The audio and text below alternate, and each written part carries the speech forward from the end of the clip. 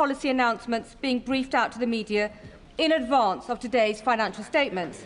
I don't need any help. And just a moment ago, it seems the OBR analysis has also appeared online. This all falls short of standards that the House expects. The premature disclosure of the contents of the budget has always been regarded as a supreme discourtesy to this House and to all the democratically elected members, not to mention to Mr. Speaker and to myself, the Chairman of Ways and Means.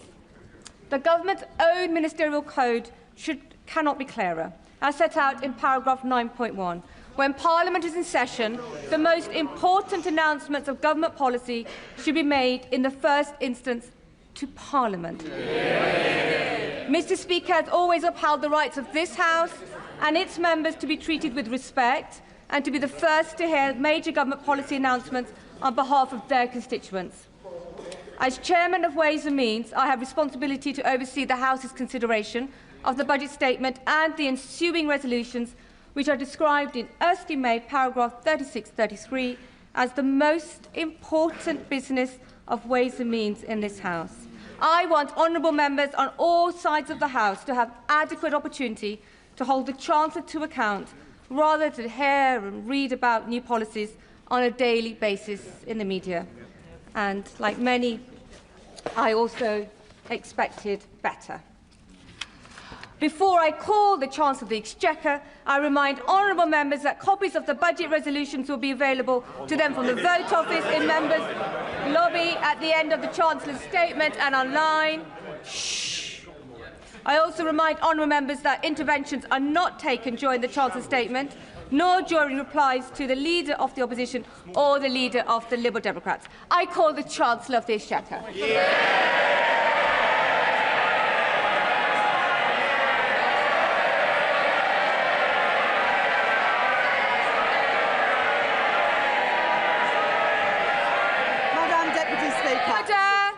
Chancellor. Madam Deputy Speaker, it is my understanding that the Office of Budget Responsibility's Economic and Financial Outlook was released on their website before this statement. This is deeply disappointing and a serious error on their part. The Office of Budget Responsibility have already made a statement taking full responsibility for their breach. Madam Deputy Speaker, we are rebuilding our economy.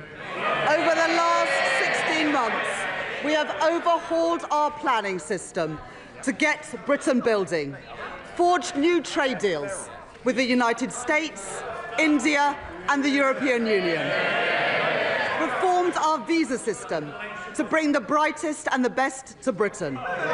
We've changed our fiscal rules that we inherited from the Conservatives and raised public investment to its highest level in 4 decades. And in last year's budget, I raised taxes on business and the wealthiest to close the £22 billion black hole in the public finances left by the party opposites. And we used that money to fund the biggest ever settlement for our National Health Service. They were the fair and necessary choices, and we faced opposition to them, from opponents to planning reform, who will always demand that the future is built somewhere else, not in their backyard. Opponents to trade, who want to take us down the path of isolation and division. Opponents to investment, who believe that the only good thing a government can do is get out of the way. Opponents who insist that the only way to balance the books is to cut public spending. And opponents who say that we don't need to balance the books at all. But we made these choices for a reason. Because after 14 years of Conservative government, working people demanded and deserved change. Investments, not cuts to our public services. Stability for our public finances, the single most important factor in getting the cost of living down. And economic growth, the best means to improve wages, create jobs and support public services. That is what our plan, that is what this government and our Prime Minister are all about. Today's budget builds on the choices that we have made since July last year. To cut NHS waiting lists, to cut the cost of living, and to cut debt and borrowing. No doubt we will face opposition again, but I have yet to see a credible or a fairer alternative plan for working people. These are my choices, the right choices for a fairer, a stronger and more secure Britain. Order. Far too much noise, and I expected so much better from you, Dr. Luke Evans. You're meant to be a leader in your community. Simmer down, Chancellor. I'm happy for them to shout as much as they like, Madam Deputy Speaker, as long as they do it from the opposition benches where they can't cause any more damage. I said there would be no return to austerity, and I meant it. This budget will maintain investment in our economy and in our National Health Service. I said I would cut the cost of living, and I meant it. This budget will bring down inflation and provide immediate relief for families. I said I would cut debt and borrowing, and I meant it. Because of this budget, borrowing will fall as a share of GDP in every year of this forecast. Our net financial debt will be lower at the end of the forecast than it is today, and I will more than double the headroom against our stability rule to £21.7 billion, meeting our stability rule and meeting it a year early. These are my choices. Not austerity, not borrowing, not turning a blind eye to unfairness. My choices are a budget for fair taxes, strong public services and a stable economy. That is the Labour choice. Growth is the engine that carries every one of our ambitions forward, through stability, investment and reform. The platform from which British ambition can finally get moving again. Because growth doesn't just appear out of thin air. It is built patiently and stubbornly by people who take risks, by founders who bet their savings on an idea, by firms breaking into new markets, developing new technologies and creating new jobs and new opportunities, by the men and the women who work hard every day in all parts of our country.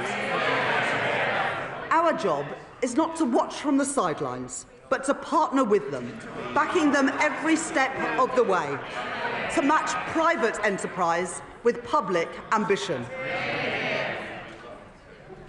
I would like to thank my team of officials at the Treasury for their hard work in preparing this budget. In the spring, the Office of Budget Responsibility forecast that our economy would grow by 1% this year. I said then that Britain would defy the forecasts, and defy them we have. The OBR have upgraded Britain's growth for this year from 1% to 1.5%, reaching the same conclusions as the IMF, the OECD and the Bank of England, who have already upgraded their forecasts. Today, the OBR have published the result of their review of the supply side of the economy. They are clear that this is not about the last 14 months. It is about the previous 14 years. The legacy of Brexit and the pandemic, and the damaging decisions by the party opposite. Cutting public spending, leaving communities and entire regions behind, starving our economy of investment and weakening our public services. As a result of their review, the OBR are reducing their expectations for productivity growth by 0.3 percentage points to 1% by the end of the forecast.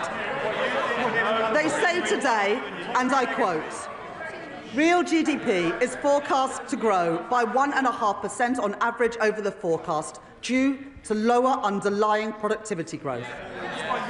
There is an impact on our public finances too. The OBR say that their productivity forecast will mean £16 billion less in tax receipts by 2030. These forecasts are the Tories' legacy, not Britain's destiny.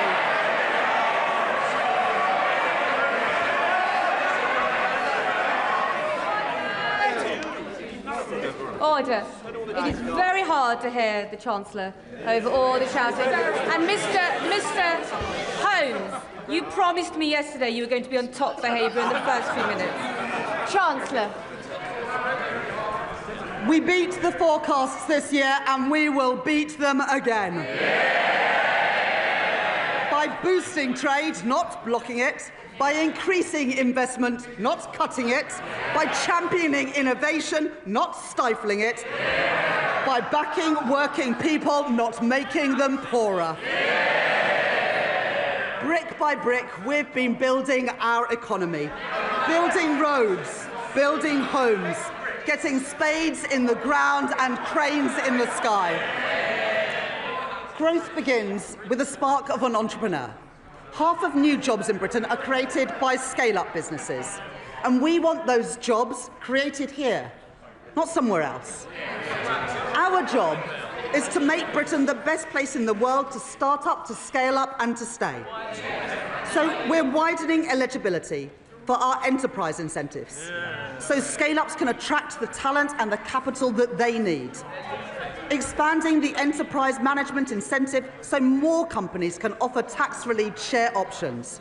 Re-engineering our enterprise investment and venture capital trust schemes so they don't just back early-stage ideas, but stay with companies as they grow. Introducing UK listings relief, a 3-year exemption from stamp duty reserve tax for companies who choose to list here in Britain. And to continue this work, I am launching a call for evidence on how our tax system can better back entrepreneurs and a targeted review with founders and investors at the heart to make the UK an even more attractive place to grow your business. We are sending a simple message to the world. If you build here, Britain will back you. And our retail investment system should do the same. The UK has some of the lowest levels of retail investment in the G7. And that is not only bad for business, who need that investment to grow, it's bad for savers too. Someone who has invested £1,000 a year in an average stocks and shares ISA every year since 1999 would be £50,000 better off today if they'd put that same money into a cash ISA. And so, from April 2027, I will reform our ISA system, keeping the full £20,000 allowance, while designating 8,000 of it exclusively for investment, with over 65s retaining the full cash allowance. And thanks to our changes to financial advice and guidance, banks will be able to guide savers to better choices for their hard-earned money. Over 50% of the ISA market, including Hargreaves Lansdown, HSBC, Lloyds, Vanguard and Barclays, have signed up to launch new online hubs to help people invest here in Britain. At this budget, consistent with the commitments in our corporate tax roadmap, I will retain our competitive corporation tax rate, the lowest in the G7, and retain our generous full expensing offer for business investments.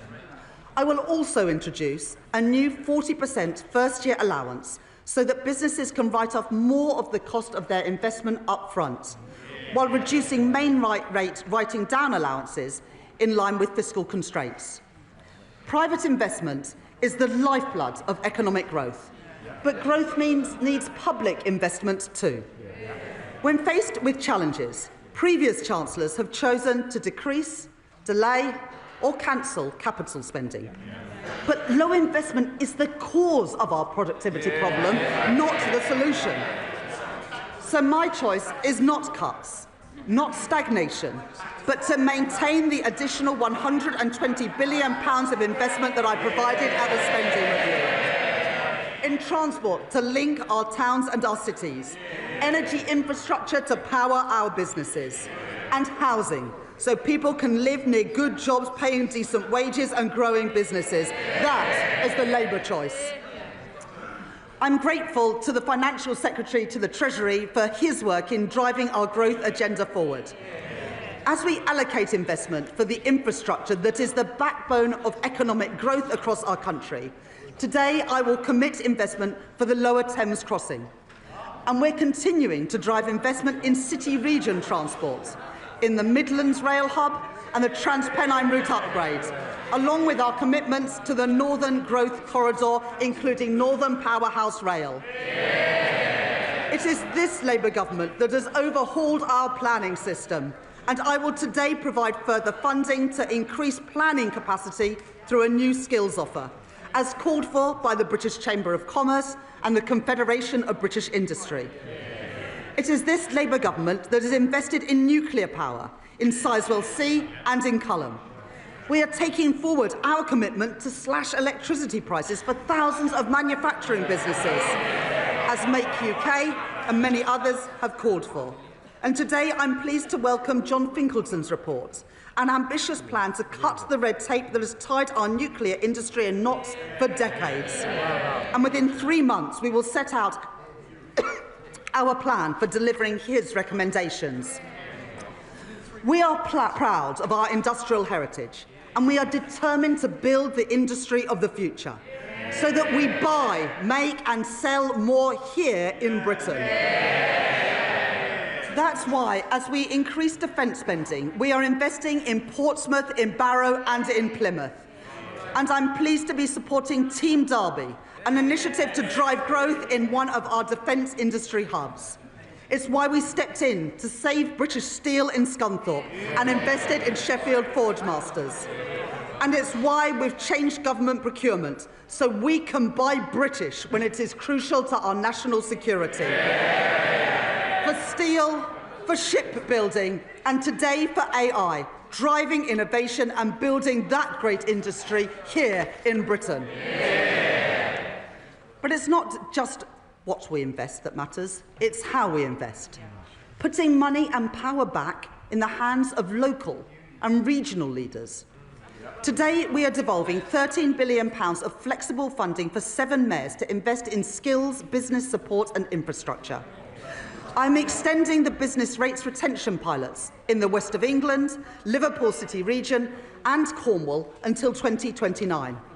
I'm providing £30 million for the Kernow Industrial Growth Fund for sectors like critical minerals and marine innovation.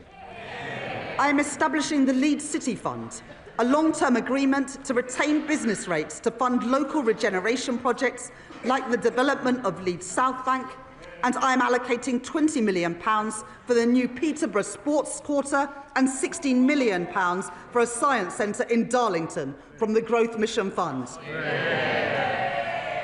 The benefits of investment the benefits of investment and growth must be built and felt in every part of our United Kingdom. So we are providing an additional £370 million for the Northern Ireland Executive, £505 million for the Welsh Government and £820 million for the Scottish Government over the spending review period through the Barnett formula. And I am making... Sorry, I didn't quite catch that from the SNP. Did they not?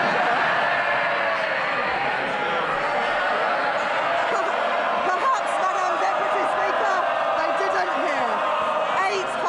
£820 million for the Scottish Government over the spending review period because Anna Sawa asked us to. And I'm making targeted investments in our industrial strategy sectors across the UK. In Northern Ireland, I am providing £17 million to support businesses and strengthen the UK internal market, and backing advanced manufacturing through the Northern Ireland Enhanced Investment Zone. Wales will be the host for 2 AI growth zones, creating more than 8,000 jobs, supported by a £10 million investment in the semiconductors critical for that industry. And we are building the UK's first small modular nuclear reactors with Rolls-Royce at Wilfer in Anglesey. 2 Labour governments working together in Wales to deliver for the people of Wales. And in Scotland, I'm committing over £14 million for low-carbon technologies in Grangemouth, £20 million to renew infrastructure at Inchgreen in Inverclyde, and £20 million to redevelop Kirkcaldy Town Centre and Seafront, with construction starting next year. And that's on top of the UK's biggest ever warship export deal with the Norwegian government to build frigates in Glasgow, supporting 4,000 jobs. Investment opposed by the SNP, jobs opposed by the SNP, defence opposed by the SNP, but secured by this Labour government. A growing economy needs strong foundations of economic stability, with borrowing, inflation down and investment up. That is good for business, and it is good for working people, so they have more money in their pockets. Economic stability, safeguarded by ironclad fiscal rules, is our best defence against rising prices and the best way to improve living standards. We've all seen the alternative. 3 years ago, in their clamour to cut taxes for the richest, the Tories under Liz Truss crashed the economy and sent mortgage rates spiralling and brought pensions to the brink.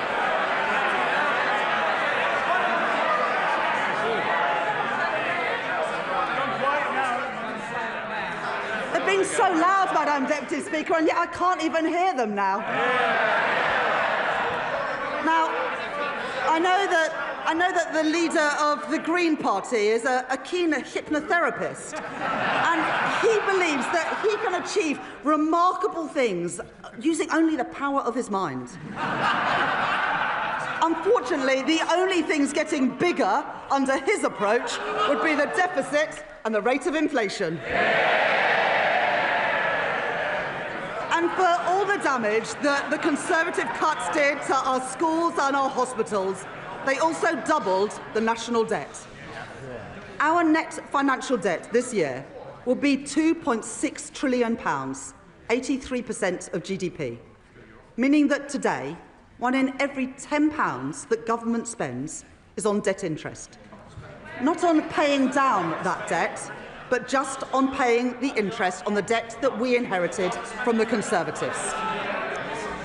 My fiscal rules will get borrowing down while supporting investment.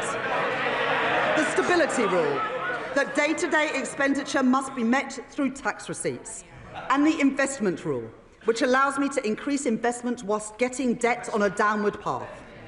Those fiscal rules are non-negotiable. I met them at the budget last year, I met them in the spring, and I have met them today. While the current budget balance is in deficit by £28.8 billion in 26-27 and £4.6 billion in 27-28, it moves into a surplus of £3.9 billion in 28-29, £21.7 billion in 29-30, and £24.6 billion in 2030-31, more than doubling our headroom against the stability rule and meeting that rule a year early too. And our net financial debt is 83.3% in 26-27, 83.6% in 27-28, 83.7% in 28-29, falling to 83.0% in 29-30 and 82.2% in 2030-31. Madam Deputy Speaker, I said we would cut the debt, and we are, with debt down by the end of the forecast. And going forwards, to support our commitment to a single fiscal event and further strengthen our economic stability, I will follow the recommendations of the International Monetary Fund by assessing the fiscal rules just once a year at the budget.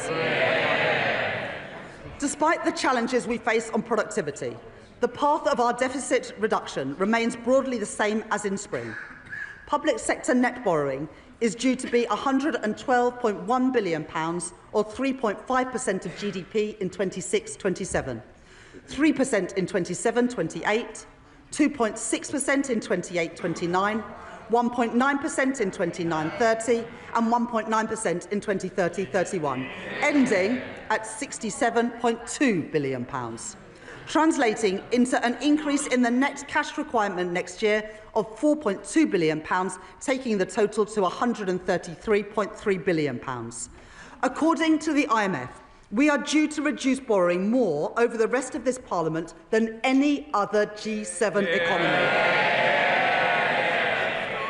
The Conservatives crashed the economy, we are protecting it. The Conservatives lost control of debt, we are getting debt down. The Conservatives let inflation and interest rates go through the roof.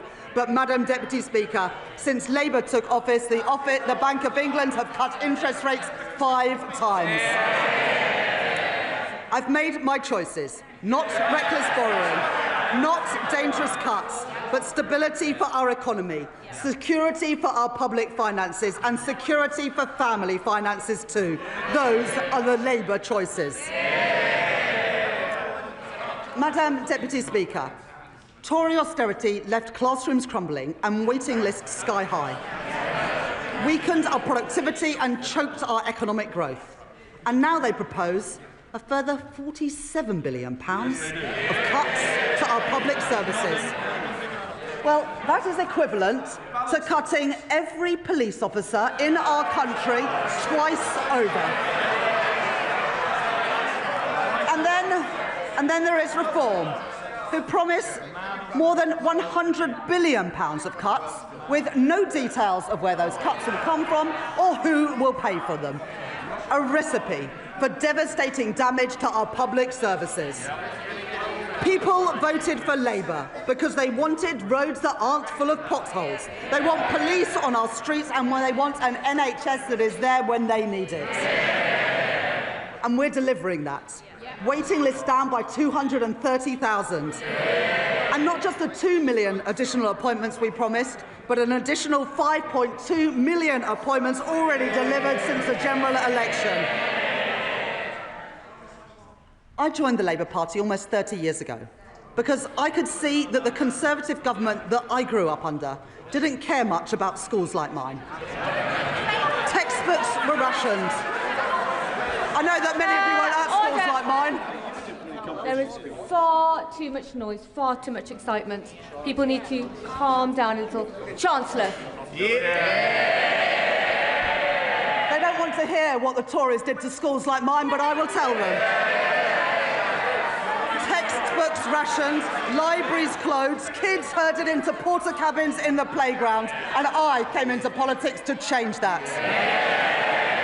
The money that I allocated at the spending review will fix the crumbling classrooms that the Conservatives left behind and build the schools that they promised but never delivered.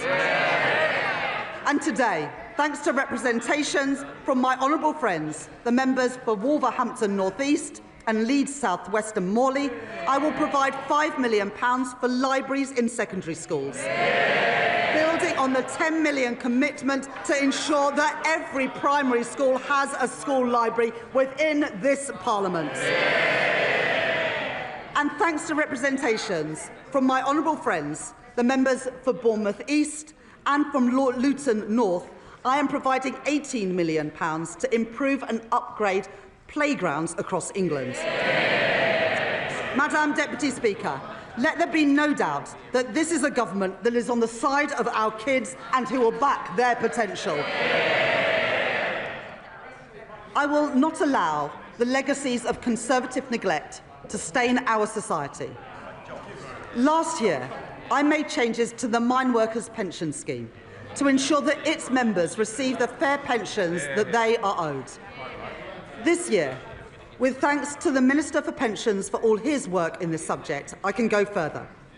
I have heard representations from Labour Coalfield MPs, including my honourable friends, the members for Bassetlaw, Blyth and Ashington, Barnsley South, Mansfield and Llanelli. And today I can announce that I will transfer the Investment Reserve Fund of the British Coal Staff Superannuation Scheme to its members. The men and the women who worked in our coal industry get a fair deal in their retirement too. And more.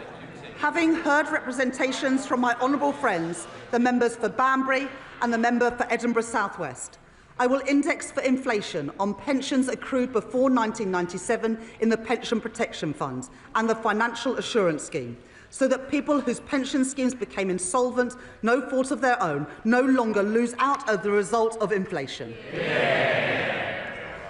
Last year, I also provided funding to compensate the victims of the infected blood scandal, after the previous government failed to budget for the costs of compensation. This year, I have listened to representations from my honourable friend, the member for Eltham and Chislehurst, and my honourable friend, the member for Edinburgh South West. And I'd like to thank the Minister for Employment for her representations over many years on this subject. As a result, I will exempt all payments from the infected blood scheme from inheritance tax, regardless of the circumstances in which those payments are passed down.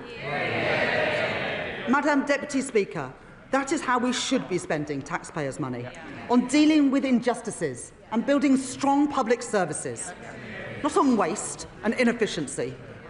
At the spending review, I set an ambitious target of £14 billion of efficiencies per year by 2029, and I am grateful to the Chief Secretary to the Treasury for driving that work forward, realising savings through AI and automation, and by scrapping NHS England and reducing back-office staff by 18,000.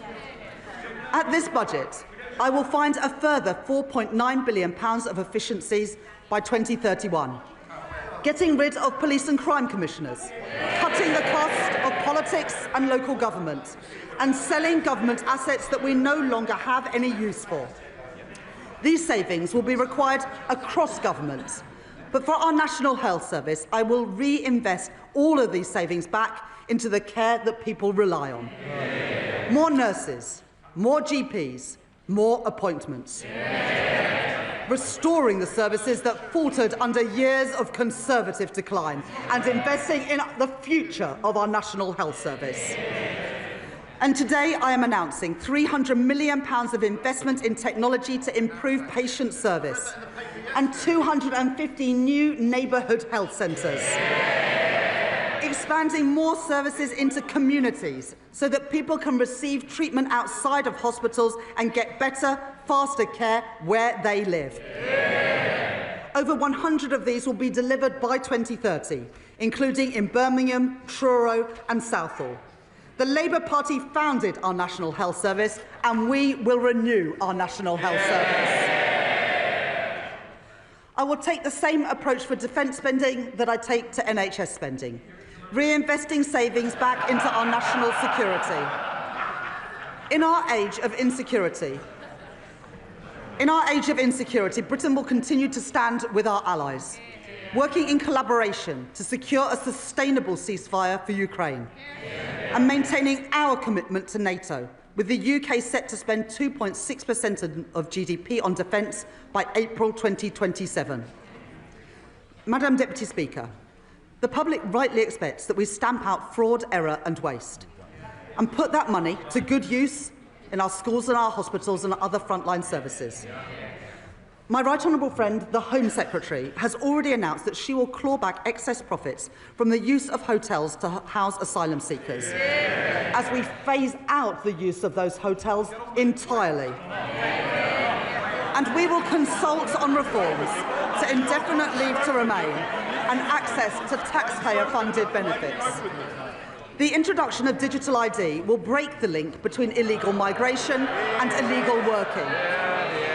And the HMRC and the Fair Work Agency will crack down on illicit businesses that blight our high streets and undercut illegitimate firms, enforcing the minimum wage, investigating dodgy businesses and increasing scrutiny of the gig economy, as well as tracking down fraudulent business owners who vanish without paying their taxes. And I'd like to thank my honourable friends, the members for Great Grimsby and Cleethorpes, Lee and Atherton and Kensington and Bayswater for their representations on this subject.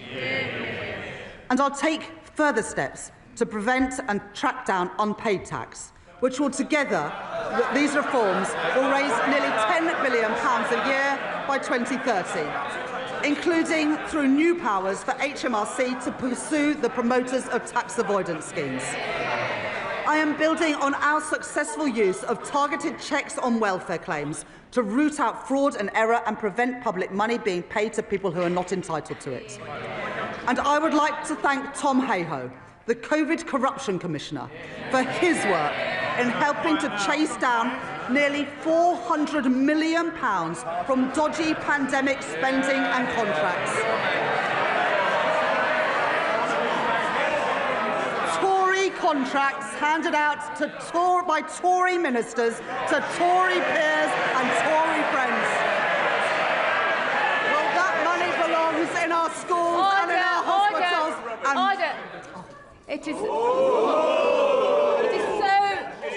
noisy now, we can barely hear the Chancellor. Everybody needs to calm down. Chancellor. Well, I wouldn't want any honourable member to miss this. So we are chasing down that money, and we've got almost £400 million back from dodgy pandemic spending and contracts. Tory contracts handed out by Tory ministers to Tory peers and Tory donors. Well, that money belongs in our schools and in our hospitals, and we are getting that money back. And finally, Madam Deputy Speaker, we are ramping up sanctions on Russia, and we are freezing known Russian assets. But let me be clear, I don't actually mean the honourable member for Clacton.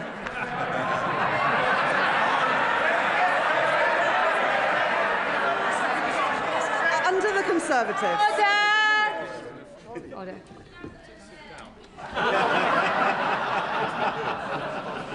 You don't need commentary from the backbenches, and Mr Dewhurst, you are so loud. It's remarkable how far your voice carries. Chancellor.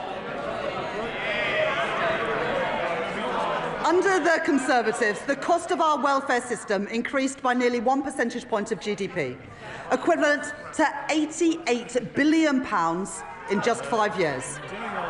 The broken welfare system that we inherited wrote off millions of people as too sick to work, and we will reform that system so that it is a system that does not count the cost of failure, but one that protects people who cannot work and empowers those who can.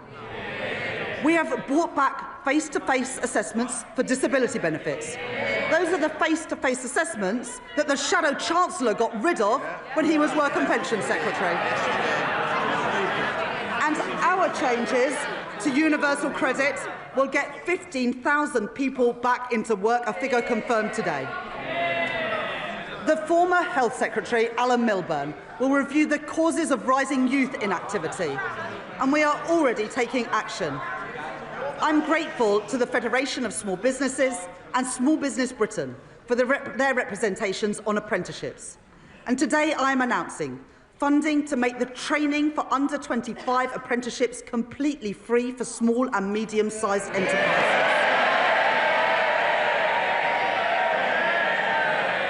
And funding our new youth guarantee, providing £820 million over the next 3 years to give young people who are let down by the Conservatives the support and the opportunity that they deserve. Guaranteeing every young person a place in college, an apprenticeship or personalised job support. And after 18 months, 18 to 21-year-olds will be offered paid work, not benefits.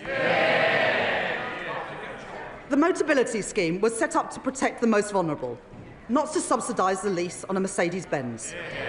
And so I am making reforms that will reduce generous taxpayer subsidies, and Motability have confirmed that they will remove luxury vehicles from their scheme, getting the scheme back to its original purpose of offering cost-effective leases to disabled people. And taxpayers' money should not be spent on pensions for people abroad, who only lived here for a couple of years and may never even have paid a penny in tax. The Conservatives allowed thousands of people living abroad to buy their way into the state pension for as little as £3.50 a week, debasing the purpose of our pension system. And so I will abolish access to Class 2 voluntary national insurance contributions for people living abroad, increasing the time that someone has to live or work in Britain to 10 years and increasing the contributions that they must pay. These reforms improve our welfare system, they support our young people, protect those who need it most, and put an end to Conservative waste and unfairness. Madam Deputy Speaker, to break the cycle of austerity, we need a fair and a sustainable tax system, one that generates revenues to fund the public services that we all use, and supports investment to grow our economy. That does mean that today I am asking everyone to make a contribution. The previous Conservative government froze personal tax thresholds from 2021 to 2028. And today I will maintain all income tax and equivalent national insurance thresholds at their current level for a further 3 years from 2028. While ensuring that people... Order! The noise is far too high. Chancellor. The Right Honourable Lady supported these freezes when her party made them. She might want to forget about it, but the British people never will. At the same time, we are ensuring that people only in receipt of the basic or new state pension do not have to pay small amounts of tax through simple assessment from April 2027. I will also keep the Plan 2 student loan repayments threshold at its 2026-27 level for 3 years. Madam Deputy Speaker, I know that maintaining these thresholds is a decision that will affect working people. I said that last year, and I won't pretend otherwise now. Madam Deputy Speaker, I am asking everyone to make a contribution, but I can keep that contribution as low as possible because I will make further reforms to our tax system today to make it fairer and to ensure that the wealthiest contribute the most. The Conservatives knew that our tax system didn't work. Time and time again, they ducked the necessary reforms, leaving a system unfit for a changing economy, with unfairness that